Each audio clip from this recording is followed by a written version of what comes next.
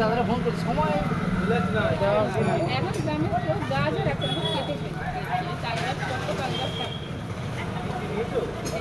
দেখি কোথাও যাওয়া হয়নি, ইচ্ছা আছে আগের মধ্যে যাওয়ার আমার জানি ওরা প্রত্যেকবার ঘুরতে যায়, প্রত্যেকবার বলে চলো চলো চলো তোমার খরচা নেই আমার তো আছে ওদের সঙ্গে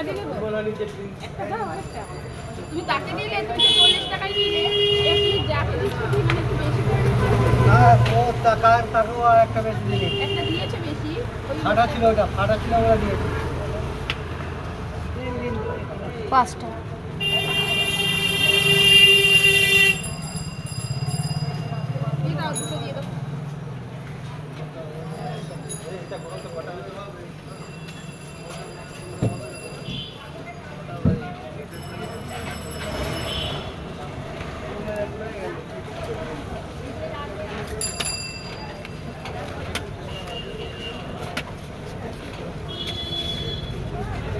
সফটওয়্যার কাজ করে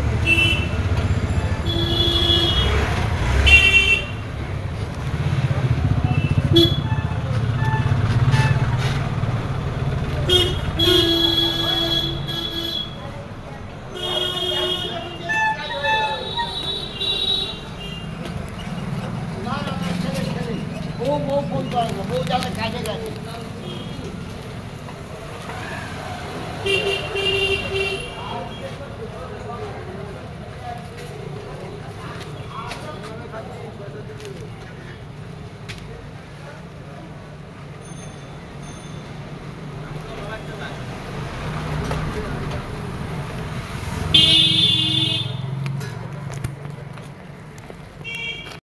বাজার দোকান করতে গিয়ে দেখলাম নতুন একটা জিনিস পেয়েছি, তালশাঁস। বাবা, তালশাঁস খেতে গিয়ে তো মানে আমার 1 ঘন্টা পুড়িয়ে গেল ছেলের বায়নার জন্যে এই তালশাঁস আনতে হলো।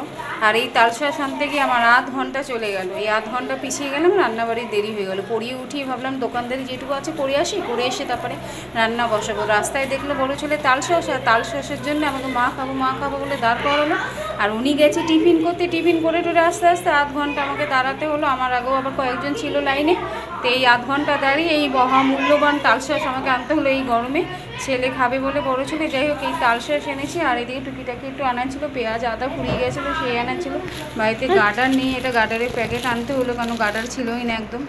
এটা গার্ডারের প্যাকেট আনলাম। আর এদিকে এনেছি গিয়ে এলাচ আর একটা বেড এনেছি। আর এই যে ছেলের কোকোকলা যা উল্টো পাল্টা বায়না তো থাকতেই থাকে, এইসব এই জিনিসপত্র। আর এদিকে গুড় এনেছি, কারণ আমার রান্নার গুড় ফুরিয়ে গেছে, তো এই গুড় আর কি।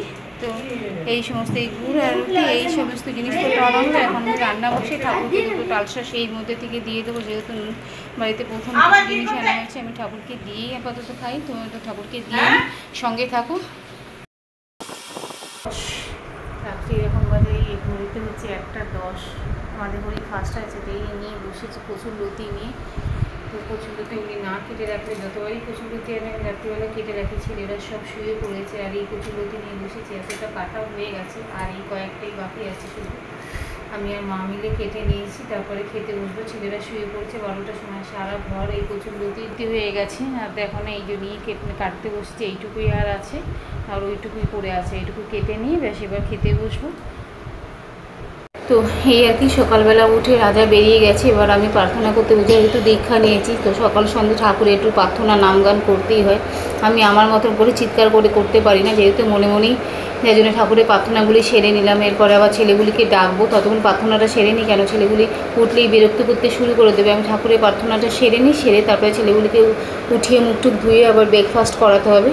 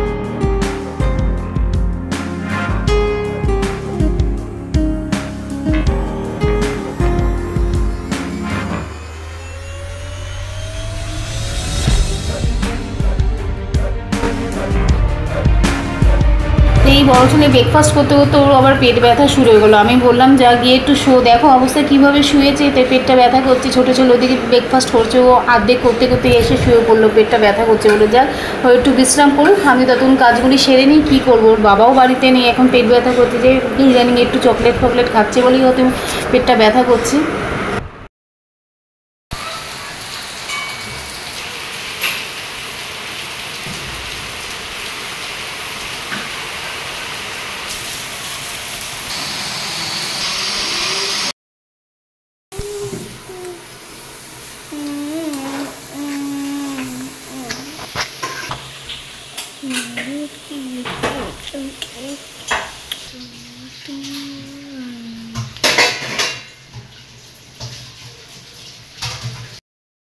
তো এই হচ্ছে ওর সকালে কী বানাবো এত শর্ট টাইম থাকে না। সকালের খিচুড়ি বানিয়ে দিয়েছি, আর এদিকে আলু ভাজা করেছি, আলু পেঁয়াজ দিয়ে আলুগুলিকে একটু সরিয়ে রেখেছি যাতে তেলটা একটু রিডিউস করে যায়, তারপরে আলু ভাজাটা দিয়ে দেবো। পেঁয়াজ আলু দিয়ে আলু ভাজা করে দিয়েছি, আর এদিকে একটু খিচুড়ি করে দিয়েছি।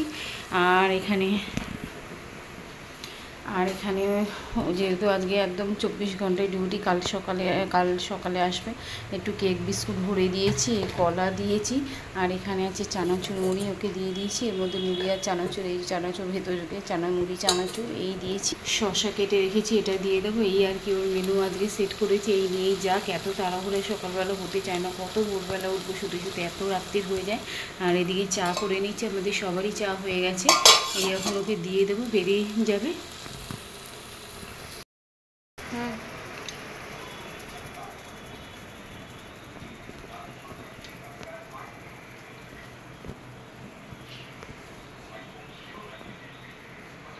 এই বেরিয়ে যাচ্ছে এখন। তো এই বেরিয়ে গেল, ওর মতন ও বেরিয়ে গেল কাছে। এদিকে আমি আবার ছেলেদেরকে তুলবো। এই হচ্ছে বাইরে আজকে রোদ উঠেছে ভালো, কালকে বৃষ্টি হওয়ার পরে যেটা হয়েছে, আমার লঙ্কা গাছটা ভেঙে গেছে। চলো তোমাদের দেখাই, দাঁড়ো জুতোটা পায়ে দিয়ে নিই। কালকে ঝড় হলো না, হালকা মোটামুটি ঝড় টাইপের হয়েছে, হয়ে গিয়ে আমার লঙ্কা গাছটাই ভেঙে গেছে। কী করবো কি জানি ওটা।